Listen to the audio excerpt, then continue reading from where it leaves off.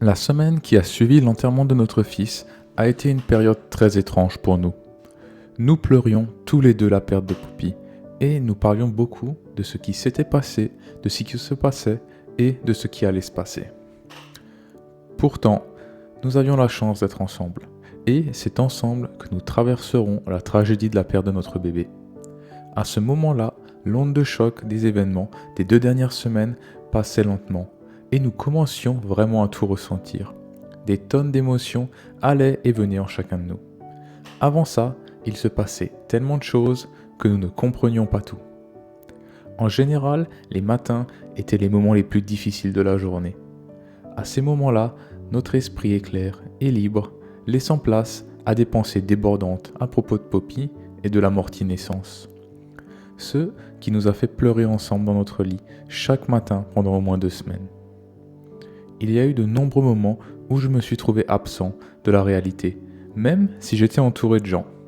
J'imaginais simplement Poppy avec nous et comment cela aurait été et où il aurait pu être.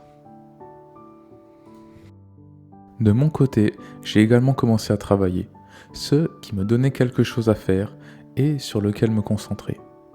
De plus, je passais beaucoup de temps sur les vidéos. C'était beaucoup plus difficile pour Tina, qui se battait pour retrouver la motivation de reprendre son activité. Mais après tout, elle était encore en train de se remettre de l'accouchement. Tous les jours, il y avait des signes qui nous ont rendus tristes ou fait fondre en larmes. Mais nous avons toujours pris un grand souffle et continué à avancer. C'est d'ailleurs notre devise depuis l'accident. Une respiration après l'autre, une seule à la fois. Nous étions souvent entourés de personnes. Dimanche avec ma sœur, lundi avec Anna, mardi avec Valérie, mercredi avec ma mère et Nadia, jeudi avec Maude, vendredi avec Pilou, samedi avec ma famille pour une visite du marché de Noël et dimanche avec des amis pour notre Secret Santa. Un jour, nous sommes allés déjeuner chez ma sœur, avec mon père biologique Nicolas. Ma sœur venait de finir de décorer sa maison pour Noël. Nous devions donc voir toutes ces décorations.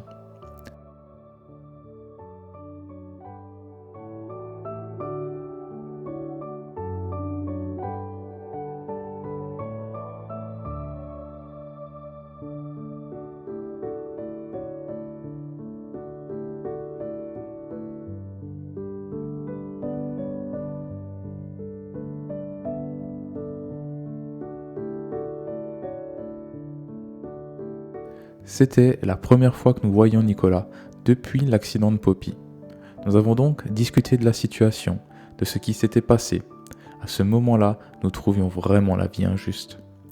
Cependant, nous avons aussi discuté de la vie de tous les jours, ce qui nous a bien fait changer les idées. La journée s'est ensuite déroulée comme d'habitude. Nous avons eu notre rituel habituel du déjeuner et à la fin, nous avons joué à des jeux de société.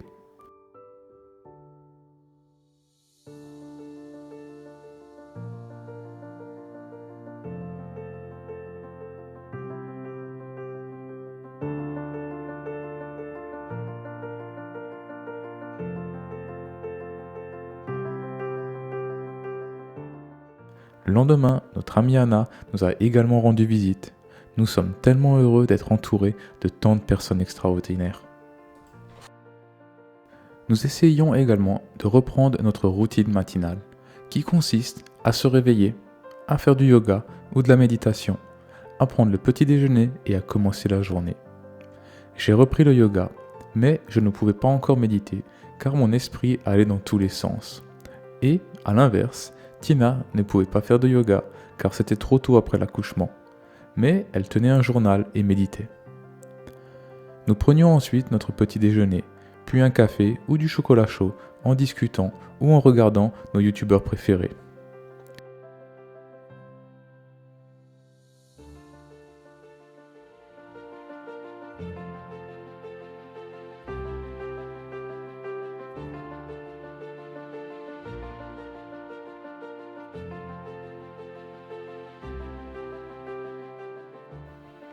Comme c'était Noël, ma routine matinale consistait également à allumer les lumières de Noël dans l'appartement après avoir fini le yoga. Un matin, nous avons conduit ma mère dans le sud de Strasbourg pour une consultation avec un médecin. En attendant, nous sommes allés dans un grand centre commercial tout proche. Cela faisait des années que nous n'étions pas allés dans cet endroit. Nous y avons trouvé de belles cartes de Noël et imprimé quelques photos de Poppy, car nous voulions faire des cartes de remerciement pour les sages-femmes qui étaient avec nous pendant l'accouchement. Pour être honnête, l'une des choses qui nous aide à supporter toute cette situation est de rester actif.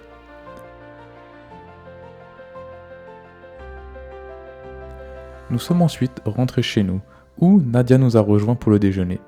Elle nous a offert un cadeau extraordinaire. Un bracelet pour moi et un collier pour Tina, avec la dernière échographie de Poppy dans une des perles.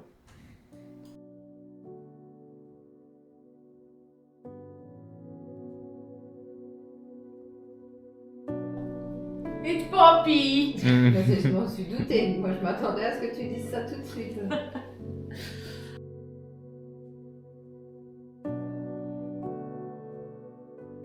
Et Tina a reçu un magnifique bouquet de fleurs de la part de ma mère.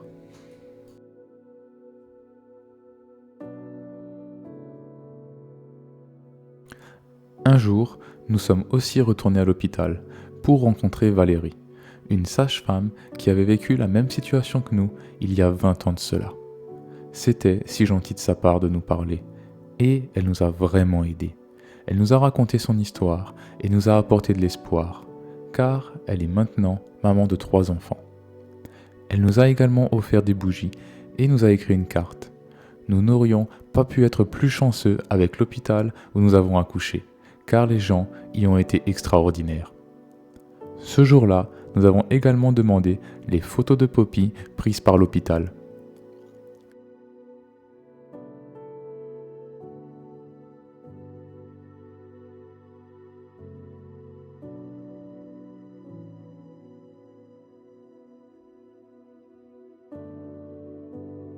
Un autre jour, nous avons rencontré pour la première fois Maude, la psychologue de la maternité. Cela nous a fait du bien de discuter avec elle. Je crois qu'une autre chose qui nous aide, c'est de parler de Poppy, même si c'est difficile. Nous voulions vraiment remercier une fois de plus les merveilleuses sages-femmes que nous avons eues pendant notre séjour à l'hôpital et l'accouchement de Poppy. Pour cela, nous avons décidé de faire des cartes de remerciement. Nous avons trouvé de belles cartes dans une petite librairie française. Elles avaient toutes des fleurs dessus. Une qui disait « tendrement », une autre disait « pensée douce » et une était la conjugaison du verbe « coquelicoter » qui nous rappelle « Poppy » qui est la traduction de coquelicot en anglais. Ensuite, nous avons imprimé des photos vintage de Poppy que nous avons ajoutées à la carte. Chaque carte a une photo différente de Poppy, avec son nom et sa date de naissance. Enfin, nous avons acheté des tablettes de chocolat locales de Strasbourg, que nous ajouterons à la carte. Nous avons opté pour du chocolat fabriqué localement, par un petit chocolatier où travaille notre ami. De plus, le design de la boîte des tablettes de chocolat est trop beau, et chaque type de chocolat a son propre design. Nous avons ensuite réalisé ensemble les cartes. Nous avons d'abord écrit ce que nous voulions dire, en veillant à éviter les fautes d'orthographe. Une fois nos mots écrits, nous avons collé une photo de Poppy sur le côté, et enfin, nous avons mis la carte dans une enveloppe. Nous avons ensuite ajouté la tablette de chocolat et nous avons emballé le tout à l'aide de papier cadeau réutilisable.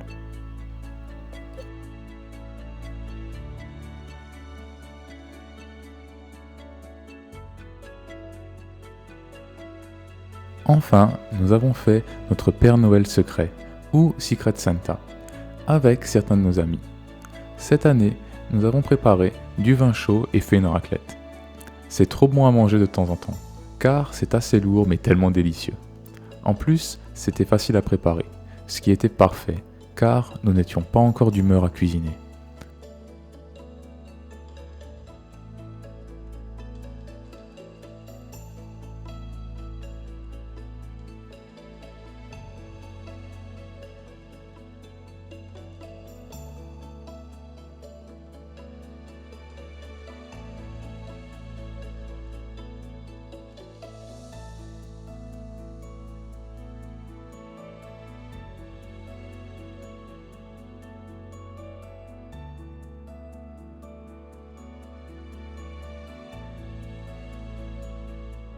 Pour le dessert, nous avions des biscuits de Noël avec du chocolat chaud, du thé ou du café.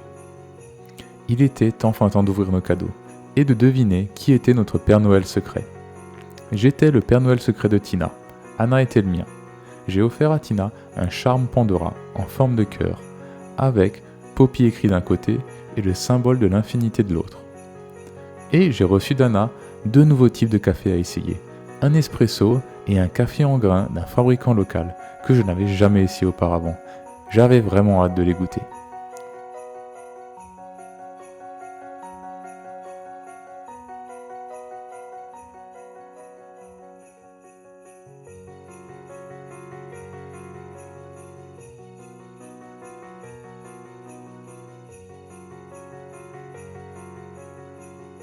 C'était très amusant et nous avons terminé notre déjeuner du Père Noël secret par un vieux film russe que Nadia adore.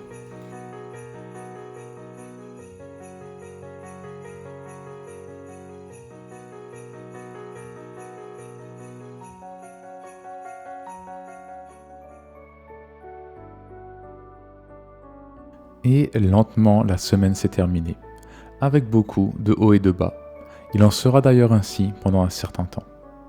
Nous avons regardé beaucoup de films et de séries cette semaine-là, parce que nous étions fatigués et que nous n'avions pas envie de faire grand-chose. Surtout que dormir la nuit commençait à être de plus en plus compliqué. Mais une fois de plus, nous avons eu la chance d'être entourés de personnes géniales. Tina a également reçu une petite boîte de chocolat et en prenait un morceau par jour. Et nous essayons de trouver du bon temps dans cette tragédie, comme par exemple avec cette brioche en forme de petit bonhomme.